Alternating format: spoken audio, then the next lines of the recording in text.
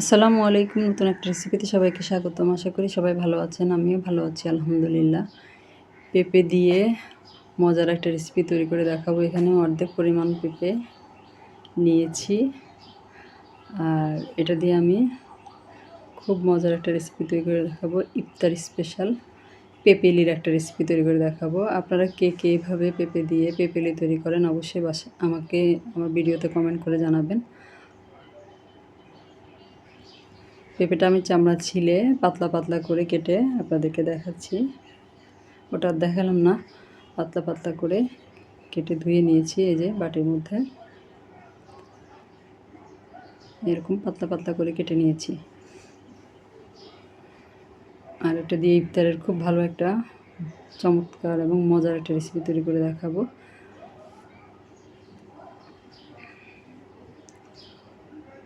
এর সাথে প্রথমে আমি দিয়ে দিব স্বাদ অনুযায়ী লবণ,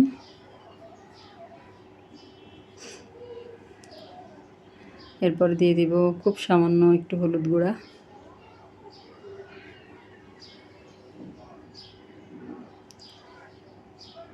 এরপরে দিয়ে দিব আমি এখানে খুব সামান্য একটু মরিচের গুঁড়া দিয়ে হাত দিয়ে খুব ভালো মতো লবণ, হলুদ, মরিচ পেঁপের সাথে মিশিয়ে নিব।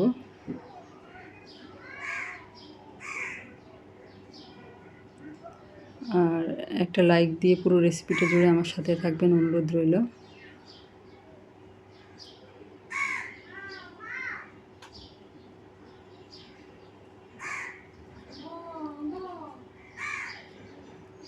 এইভাবে আমি খুব ভালো মতো মেখে নিয়েছি। এটা আমি একটা পাশে রেখে দিব ঢাকনা দিয়ে ঢেকে।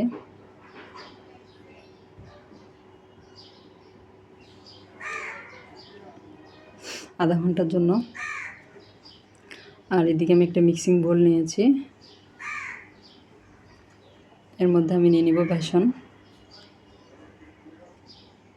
1 কাপ বেসন নিয়েছি আমি এখানে হাফ কাপ করে।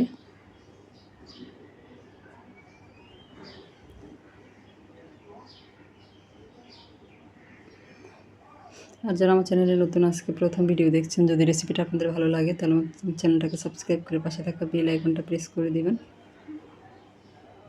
এতে করে আমি পরবর্তীতে যত ভিডিও দিব তার নোটিফিকেশান সবার আগে আপনাদের কাছে পৌঁছে যাবে। এর সাথে আমি 1 চা চামচ পরিমাণ আদা রসুন বাটা দিয়েছি, 2 চা চামচ মরিচের গুঁড়া দিয়েছি,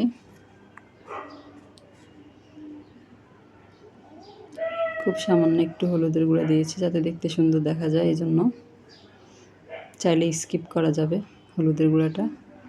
স্বাদ অনুযায়ী লবণ দিয়ে দিলাম।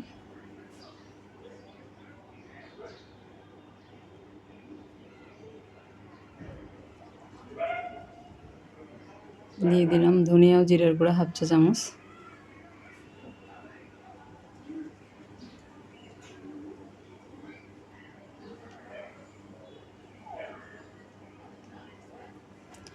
এরপর দিয়ে দিব আমি এখানে চালের গুঁড়া 2 টেবিল চামচের মতো হবে। একটা কাঁটা চামচ দিয়ে সব কিছু শুকনো উপকরণ একসাথে মিশিয়ে নিব। এরপরে একটু একটু করে পানি দিয়ে একটা ব্যাটার তৈরি করে নিব।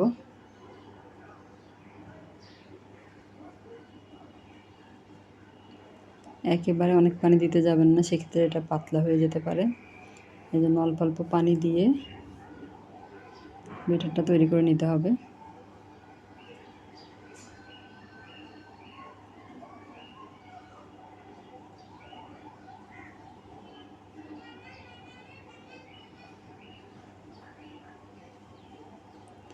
আমি অল্প অল্প পানি দিয়ে ব্যাটারটা তৈরি করে নিচ্ছি।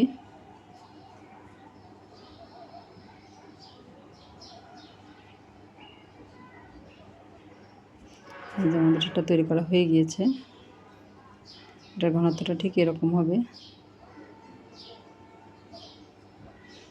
একেবারে ঘনও হবে না, আবার একেবারে পাতলাও হবে না।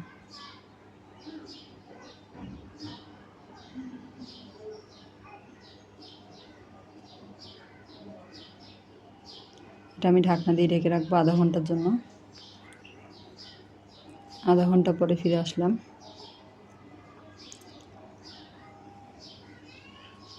এই পর্যায়ের সাথে দিয়ে দিব আমি বেকিং সোডা, হাফ চা চামচের মতো বেকিং সোডা আমি এখানে দিব।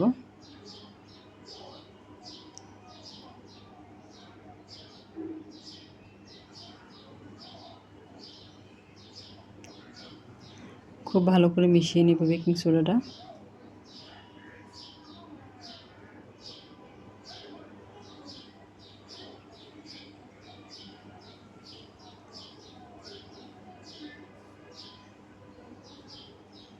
মেশানো হয়ে গিয়েছে। এই পর্যায়ে চলে যাব চুলায়।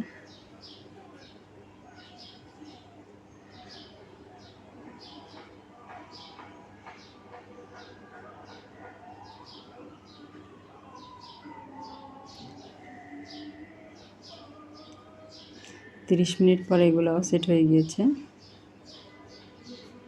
এর পর্যায়ে আমি এক পিস করে পেঁপে নিব আর বেসনের গোলার মধ্যে ডুবিয়ে আমি তেলের মধ্যে ছেড়ে দিয়ে পেঁপেলিগুলো ভেজে নিব।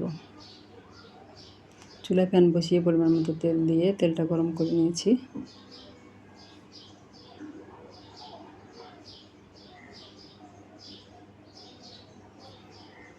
এই যে দিয়ে দিলাম।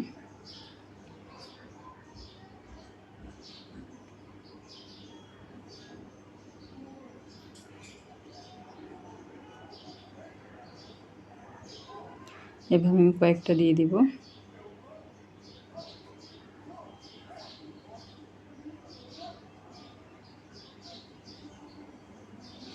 একটা পাশ হয়ে গেলে আরেকটা পাশ উল্টিয়ে দিব।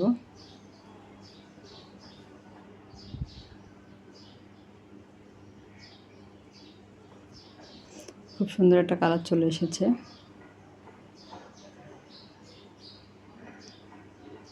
আর এইভাবে বেগুনের পরিবর্তে পেঁপে দিয়েও কিন্তু পেঁপেলি তৈরি করা যায়। এটা কিন্তু খেতে অনেক বেশি মজার লাগে।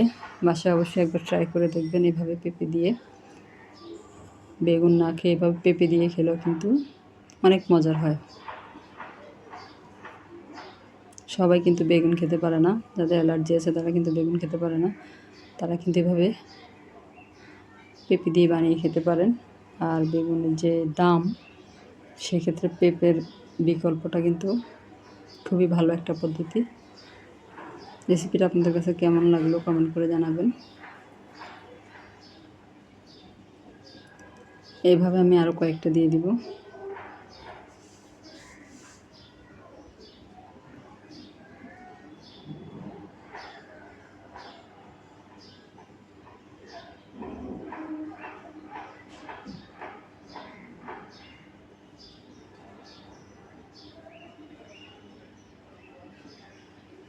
সবগুলো আমি এভাবে ভেজে নিয়েছি। দেখতে কিন্তু খুবই সুন্দর হয়েছে, চিকন চিকন লম্বা লম্বা, খেতে অসম্ভব মজা হয়েছিল। বাসায় অবশ্যই একবার ট্রাই করে দেখবেন।